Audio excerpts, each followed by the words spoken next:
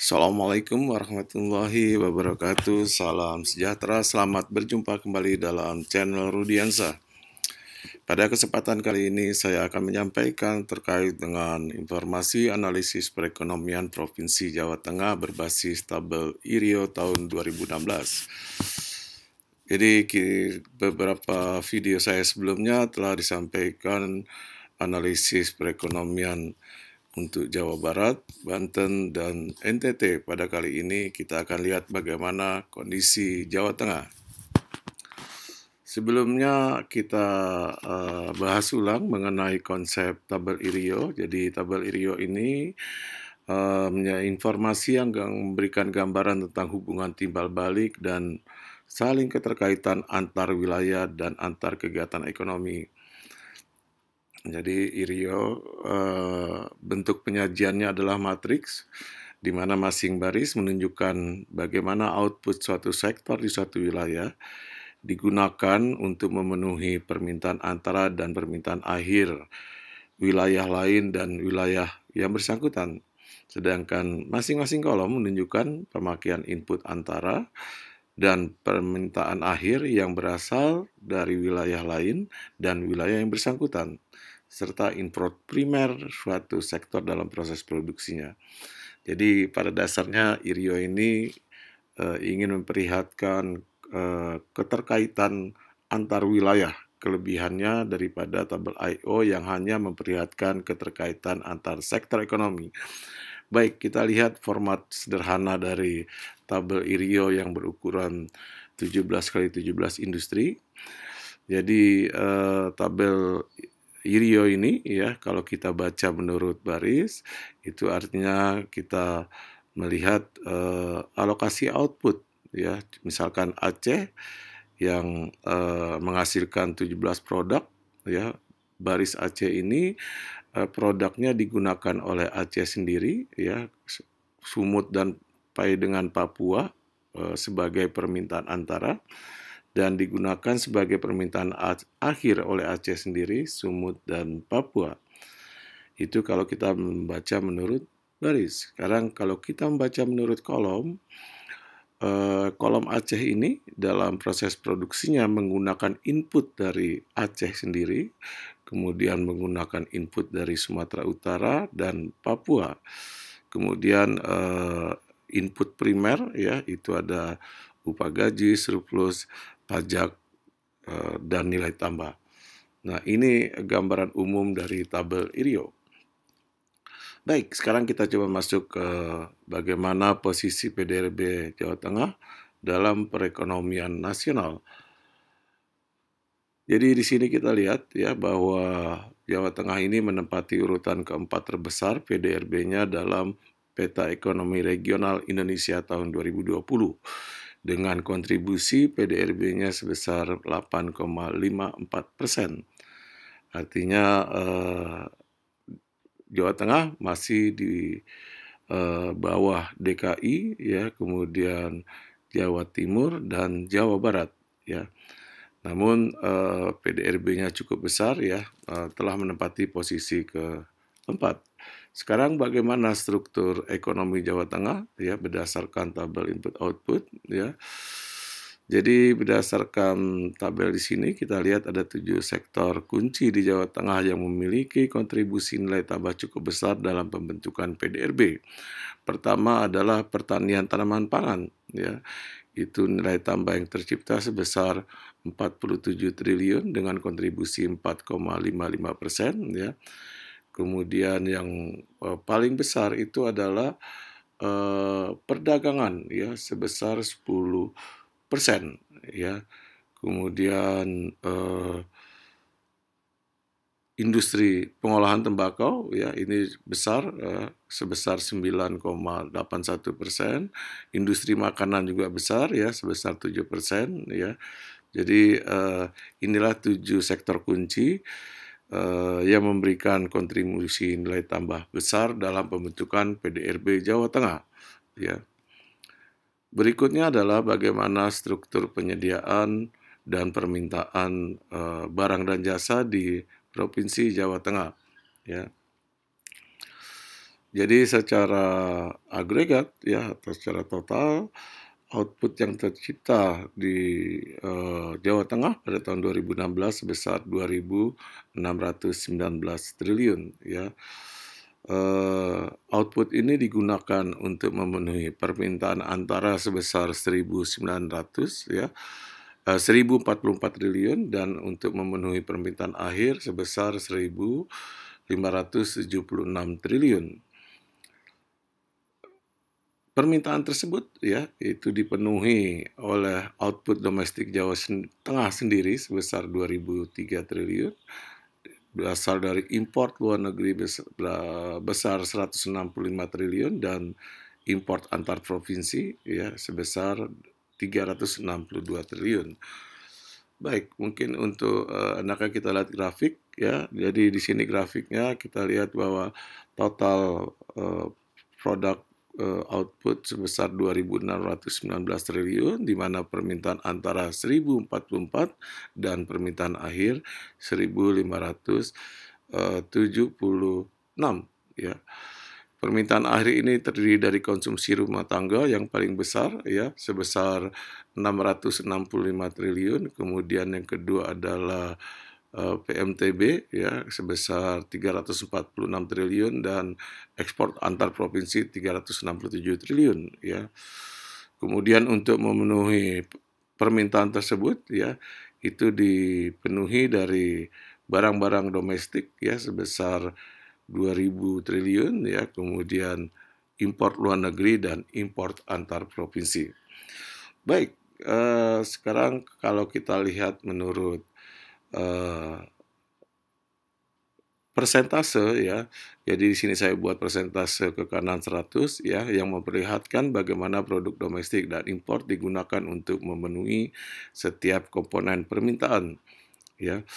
Jadi produk Jawa Tengah ya ini produk domestiknya sebagian besar digunakan untuk memenuhi konsumsi akhir ya 65% ya, sedangkan permintaan antara itu 34%.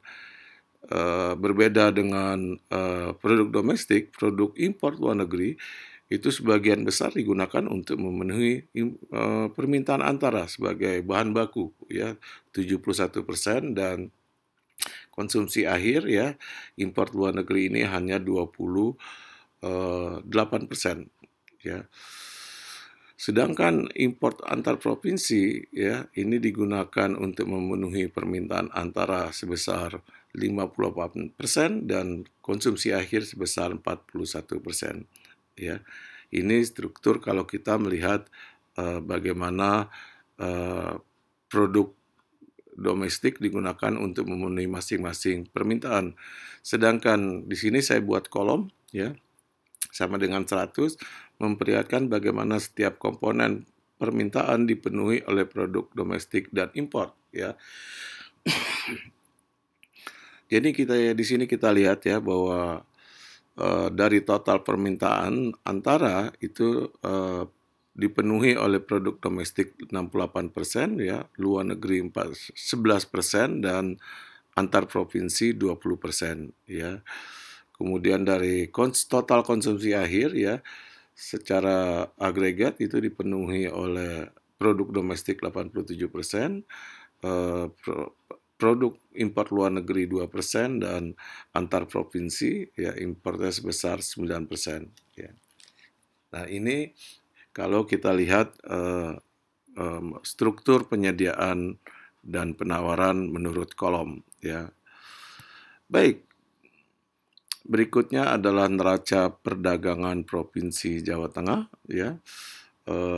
Secara total ya bahwa Jawa Tengah itu mengalami defisit 78 triliun ya. Di mana total ekspor Jawa Tengah itu luar negeri dan antar provinsi sebesar 448 triliun, sedangkan importnya hanya lebih tinggi ya sebesar 527 triliun sehingga terjadi defisit 78 triliun ya. Kemudian kalau kita lihat ya